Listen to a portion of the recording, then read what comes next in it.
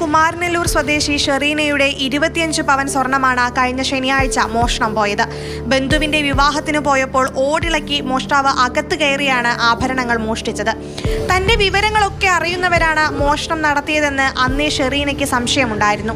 Police അന്വേഷണം ഊർജിതമായി പുരോഗമിക്കുന്നതിനിടെ ഇന്ന് രാവിലെ സ്വർണം വീട്ടിലെത്തി.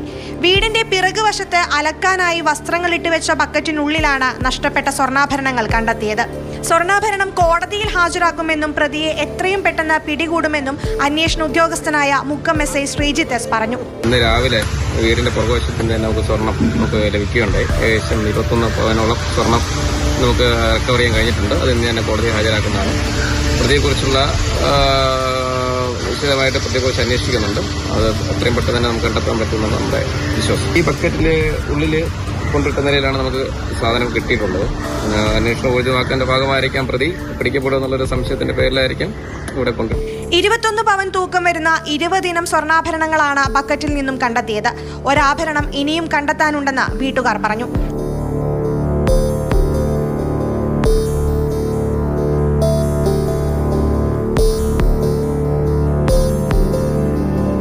മാതൃഭൂമി ന്യൂസ്, കോഴിക്കോട്.